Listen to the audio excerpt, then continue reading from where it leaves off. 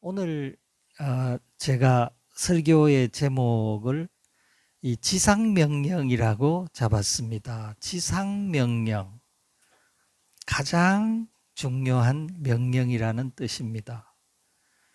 예수님께서 우리에게 주신 가장 중요한 명령을 오늘 본문은 우리에게 말씀해 주고 있습니다. 이 가장 중요한 명령이 무엇인지, 그리고 이 가장 중요한 명령을 수행하는데 우리가 알아야 될 세 가지가 있습니다. 우리가 유념해야 될 것이 무엇인지 세 가지만 살펴보겠습니다. 가장 중요한 명령은 무엇인가 하면 모든 민족을 제자 삼으라라는 것입니다. 어느 한 사람만 제자 삼으라는 것이 아니고 이 지구상에 하나님의 형상대로 지음받은 모든 인간들, 모든 사람들을 제자 삼으라는 겁니다. 저희들이 과거에 저희 교회를 섬겼던 선교사님 한 분이 계셨는데 기도 중에 이 표현을 이렇게 했습니다. 한국 인간들을 축복해 달라고.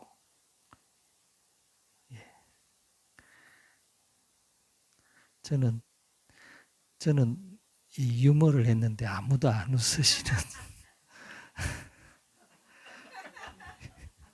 예, 한국 인간들을 축복해 달라. 예, 한국 사람들이라고 표현을 해야 되는데 선교사님들은 그 구분이 잘 안 되는 것 같습니다. 네, 여기 오늘 예수님께서 모든 사람에게 복음 전도하고 모든 민족을 제자 삼으라고 했습니다. 어느 한 가정만, 어느 한 개인만이 아니고 그 나라를 복음으로 정복해 나가야 됩니다. 민족이 주님 앞으로 돌아와야 됩니다. 민족을 제자 삼으라. 모든 민족. 오늘 말씀해 보면 모든 민족이라는 말씀이 있죠. 제자 삼으라. 이 제자 삼는다 하는 말이 중요한 말입니다. 이게 19절과 20절 문장의 주 동사는 제자 삼으라는 말씀입니다. 제자 삼으라. 제자 삼으라 하는 말은 타동사입니다. 모든 민족을 제자가 되게 하라, 그런 뜻입니다. 이 제자가 되게 하는 것은 어떤 것이 제자가 되게 하는 것입니까? 어떤 학교의 학생이 된다 하는 말하고도 좀 비슷합니다. 근데 이 학생이 된다는 말보다는 훨씬 깊은 의미가 있습니다. 이 제자가 된다, 제자를 만든다 하는 말은 그 가르치는 사람하고 친밀한 관계 속에서 배우는 것을 말합니다. 그냥 이 지식만 배우는 것이 아니고 어떤 기술만 배우는 것이 아니고 가르치는 사람하고 친밀한 관계, 사랑의 관계, 아주 밀접한 관계 속에서 그분이 말하는 것을 경청하고 받아들이고 실천하는 사람이 제자입니다. 그래서 예수님께서 원하시는 것은 모든 민족을 제자되게 하는 겁니다. 그냥 이렇게 예수 믿는 척, 예수 따라가는 척, 이 정도가 아니고 제자가 돼야 됩니다. 주님께서 오늘 제자들에게, 사랑하는 제자들에게 주신 지상명령은 모든 민족을 제자 삼으라. 그게 오늘 주님께서 주신 지상명령이고, 이 제자 삼는 사역을 위해서 세 가지를 오늘 주님께서 말씀을 하셨습니다. 이게 필요합니다. 제자 삼는 사역을 하려고 하면 세 가지가 필요한데 그 세 가지가 이 동사로 현재 분사형으로 되어 있습니다. 이 19절, 20절 말씀을 원어 성경에서 이렇게 살펴보면 주동사는 제자 삼으라. 그게 명령형 주동사고, 그 다음에 이 주동사를 이렇게 보조하는, 이 주동사를 설명하는 현재 분사형에 보조하는 동사가 세 가지가 있습니다. 그게 뭔가 하면 가라 하는 말이고, 침례를 주라 하는 말이고, 가르치라는 말입니다. 첫 번째, 너희는 가서라고 말합니다. 이 가서라는 말이 명령형처럼 보이지만은 사실은 제자 삼으라는 말을 설명하는 이 현재 분사형의 동사입니다. 너희는 가서 제자 삼으라는 겁니다. 어떤 사람은 전도하고 제자 삼으라고 하면 저 사람이 와야 내가 제자를 삼지요. 저 사람이 나에게 요청을 하면 내가 하겠습니다. 저 사람이 나에게 접근을 하면 그때는 내가 하겠습니다. 이렇게 말하는 사람이 있는데 이것은 성경적인 예수님의 방법이 아닙니다. 예수님의 방법은 우리가 가는 것입니다. 멀리 있는 사람에게도 가야 됩니다. 내가 멀리 있는 가족이나 친척에게로 가야 됩니다. 내 이웃이나 내 동료나 내가 복음을 전하고 싶은 사람에게 우리가 가는 것이 주님의 뜻입니다. 그래서 그리스도인들은 많이 가야 됩니다. 이 복음의 말씀을 들고, 이 생명의 말씀, 이 복음의 말씀을 들고 가는 것이 주님의 뜻입니다. 그래서 그리스도인들은 이 발이 튼튼해야 될 것 같습니다. 전도하는 발은 아름다운 발이라고 했습니다. 오늘 주님의 말씀 첫 번째, 제자 삼는데 첫 번째 요건은 가는 것입니다. 너희는 가서 가라는 겁니다. 예수님의 이 11명의 제자라고 했습니다. 왜 11명일까요? 한 사람은 어디 갔습니까? 12제자인데. 한 사람은 가룟 유다라서 빠졌습니다. 이 사람은 탈락했습니다. 11명의 제자들이 갈릴리에 가서, 이 갈릴리는 예수님의 학교지요. 제자들을 양성하신 학교가 갈릴리입니다. 예수님 어디서 십자가를 지셨습니까? 예루살렘이죠. 예수님 어디서 부활하셨습니까? 예루살렘에 있는 아리마대 사람 요셉의 무덤이죠. 이 예수님께서 부활하신 이 예루살렘에서 지금 여기 예수님께서 지시하시는 산으로 가라고 했는데, 이 제자들 훈련 학교가 있는 갈릴리에 있는 산은 거리가 얼마나 될까요? 예루살렘에서 갈릴리에 예수님께서 늘 산상수훈, 예수께서 산에 올라가 앉으시니 제자들이 나온지라 입을 열어 가르쳐 가라사대 심령이 가난한 자는 복이 있나니, 그렇게 마태복음 5장에 시작하죠.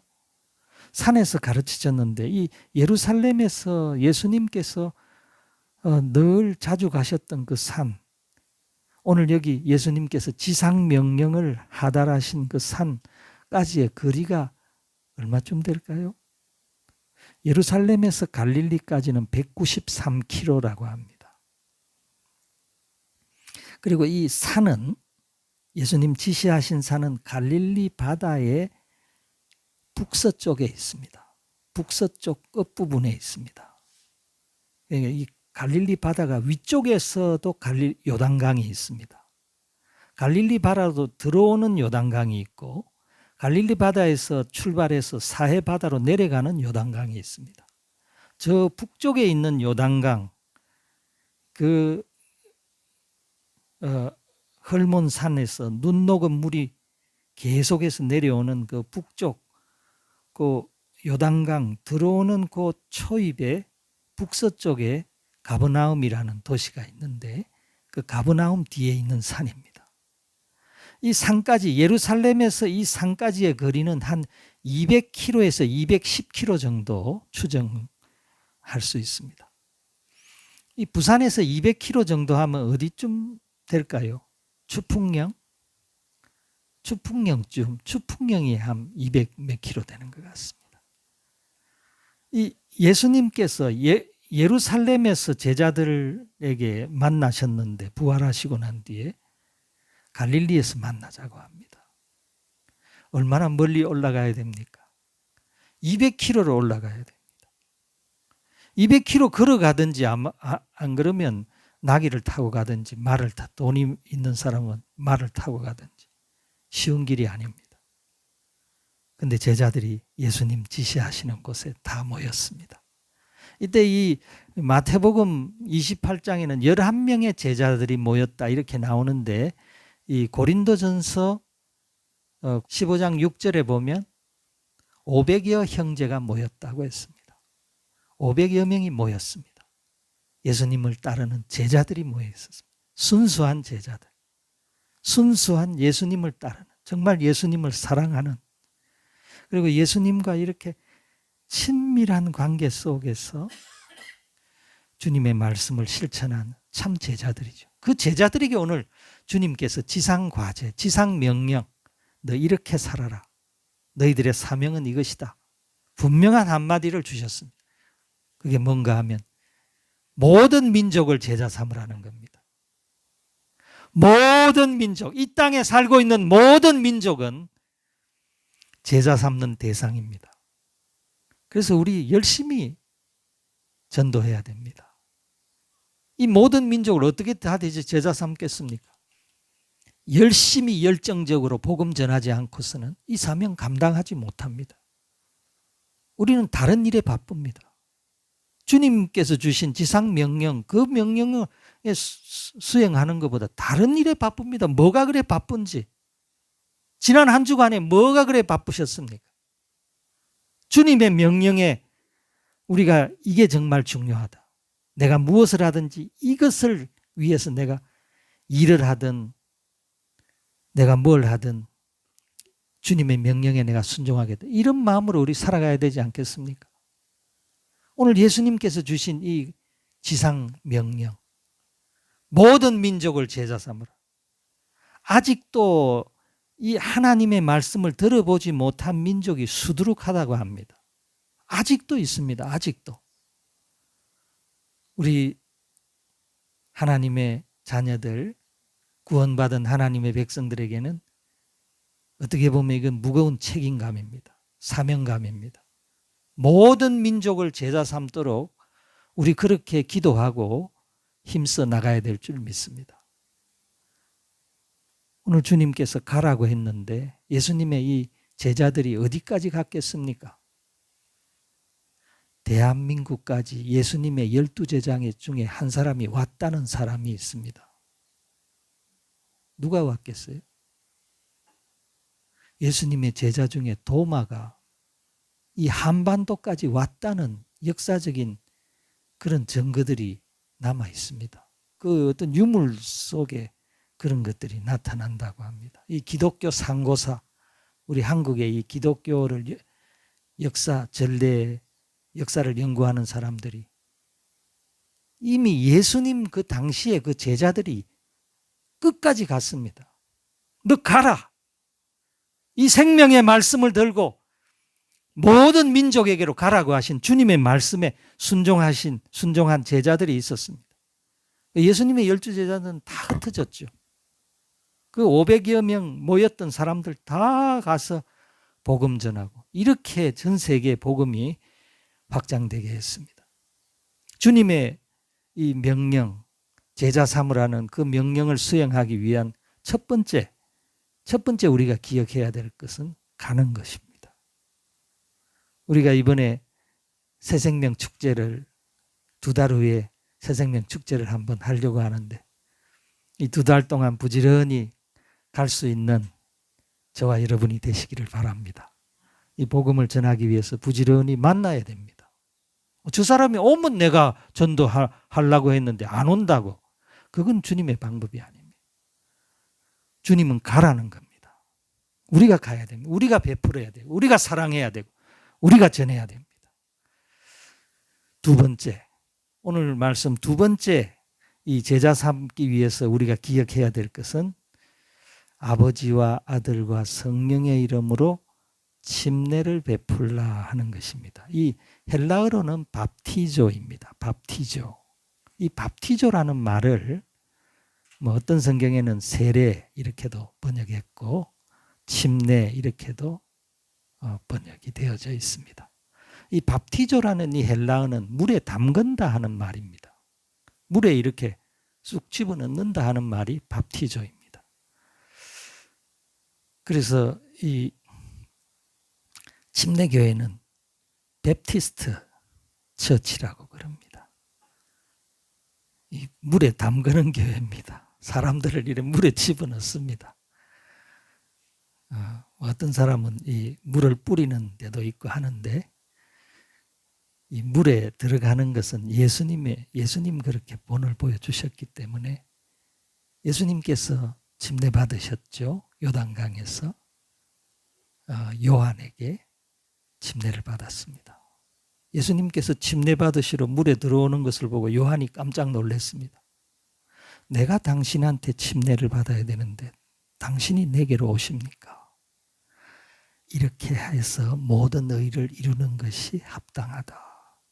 그렇게 하시면서 예수님께서 요한에게 침례를 받으시고 공생애를 시작하셨습니다. 예수님 이거 분명히 의미 있는 행동입니다. 예수님 침례 받으실 필요가 있습니까? 하나님의 아들이. 하나님의 아들이 우리에게 본을 보여주신 사건이라고 그렇게 믿습니다. 이 침례를 받고 세례를 받고 신앙생활을 하는 분과 나는 이것은 못 받겠어 하는 교회는 다니지만 그런 분하고는 생활에 많은 차이가 납니다. 이 침례는 무엇입니까? 신앙 고백이죠. 내가 예수 그리스도를 주님으로 영접했습니다. 이것을 모든 사람 앞에서 공개적으로 고백하는 것이 침례입니다. 또 세례입니다. 이 신앙 고백이죠. 예수님과 하나 되는 의식이 침례입니다. 이 침례에 대해서 설명하는 성경이 어디에 있습니까? 로마서 6장입니다. 로마서 6장에 보면 물에 들어가는 것은 예수님과 함께 내가 장사 지냅니다. 옛사람을 땅에 묻습니다 하는 의미입니다. 그리고 물에서 일어나는 것은 내가 예수님과 함께 새 사람으로 일어납니다 하는 이제 새 사람이 되었습니다. 그것을 나타내는 것이 침례입니다. 그래서 오늘 예수님께서는 모든 사람으로 제자 삼으라. 어떻게 제자 삼는가 하면 침례를 줘서 그 사람이 신앙을 고백하게 해서 제자 삼으라는 겁니다. 그래서 우리는 복음을 전하고 그분이 침례 받도록 그분이 세례를 받도록 그렇게까지 인도해야 됩니다. 가서 아버지와 아들과 성령의 이름으로 성부, 성자, 성령의 이름으로 침례받게 하고 이 침례는 거룩한 의식이죠. 그래서 칼빈이라는 사람은 장로교회의 원조가 칼빈이라는 학자가 있죠. 칼빈은 교회를 정의하기를 교회는 말씀을 전파하고 성례를 행하는 곳이다 이렇게 정의했습니다. 교회는 간단한 것입니다. 교회는 하나님 말씀 전파하고 예수 믿는 사람들을 성례에는 뭐가 있습니까? 침례, 그 다음에 성찬식, 이런 거룩한 의식이죠. 거룩한 예식, 이런 거 행하는 곳이 교회라는 겁니다. 그래서 우리 이 제자 되게 하려면 침례를 받게 해야 됩니다. 아버지와 아들과 성령의 이름으로 교회 전체적인 교회 모든 성도들이 축하하고 축복하는 그런 자리죠. 작년에 저희들 교회에서 9사람이 침례 받았습니다. 아난티커브에 가면 그 특별한 방이 있습니다. 아주 큰 방인데 거기 방 안에 풀장이 있어요. 그래서 그곳에서 아주 좋은 장소에서 침례를 받았습니다. 금년에도 6월 달에 그 같은 방을 지금 예약 신청을 했습니다. 금년에도 침례 받으려고 합니다. 이 침례는 정말 주님께서 명하신 제자 되게 한, 제자가 어떻게 됩니까? 물과 성령으로 거듭나라고 했는데 이 물은 침례를 의미합니다. 우리가 주님의 말씀대로 침례 받고 그리고 이제 신앙생활을 시작하는 겁니다. 오늘 두 번째 예수님께서 제자 삼으라고 했을 때 첫 번째는 가라 하는 것이고 두 번째는 침례를 베풀라 하는 것입니다. 두 번째 동사. 세 번째, 이제 마지막 세 번째는 뭡니까? 세 번째는 20절에 나와 있습니다. 20절에 보면 가르쳐 지키게 하라. 뭘 가르치라는 건가요? 예수님이 분부하신 모든 것을 가르쳐 지키게 하라. 여기서 가르쳐 지키게 하라 이 동사가 두 개 같은데 사실 여기서 이 현재 분사형의 동사는 가르치라는 말입니다. 지키게 하라는 말은 이 헬라의 이 문장에서 살펴보면 이거는 부정사입니다. 목적격 부정사. 지키는 것을 가르치라. 그 뜻입니다. 중요한 것은 가르치라는 겁니다. 지키도록 가르치라. 주님이 말씀하신 것을 지킬 때까지 가르치라. 그 사람이 따라올 때까지 가르치라는 겁니다. 교회 사명은 가르치는 것이죠. 가르쳐야 됩니다. 계속해서 가르쳐야 됩니다. 한두 번 가르친다고 하나님 말씀대로 잘 따라오지 못합니다. 그 사람이 지키도록 하나님의 말씀을 지키도록 그때까지 가르치는 것이 제자되게 하는 제자 사역입니다. 오늘 예수님께서는 이 가르치는 것 이것을 강조하셨습니다. 모든 민족을 제자 삼는데 어떻게 삼는가 하면 먼저 가라. 네가 가서 복음 전하고 그 다음에 그 사람이 신앙을 믿음을 받아들이고 결신하게 하고 신앙을 고백하게 해라. 그리고 계속해서 가르치라는 겁니다. 여기 계속 현재 분사형입니다. 여기 가르치라는 이 동사도 이 현재 분사형은 계속적인 의미입니다. 계속해서 우리는 주님 나라에 이를 때까지 우리가 배우고 또 배우는 제자들이 되어야 될 줄 믿습니다. 오늘 우리 주님께서는 이렇게 우리에게 지상명령을 주셨습니다. 지상명령은 제자 삼으라는 것이고 이 제자 삼기 위해서는 먼저는 가야 되고 그리고 신앙 고백을 하게 하고 침례를 받게 하고 그 다음에는 주님이 분부하신 것을 지키도록 가르치는 겁니다. 그래서 우리 예수 믿는 이 하나님의 자녀들은 우리는 부단히 우리가 이렇게 가르쳐야 되는데 남에게 본을 보여주면서 나도 제자로서 하나님 말씀을 지키면서 내가 이렇게 복음을 전한 저분도 하나님 말씀을 잘 지키도록 그렇게 하려면 본을 보이는 수밖에 없죠. 본을 보여야 됩니다. 본을 보이면서 인내하면서 그분이 말씀을 잘 지킬 때까지 우리가 참고 인내하고 또 기다려주고 이렇게 하는 신자, 이렇게 하는 하나님의 자녀들을 하나님 얼마나 귀하게 보시겠습니까? 그래서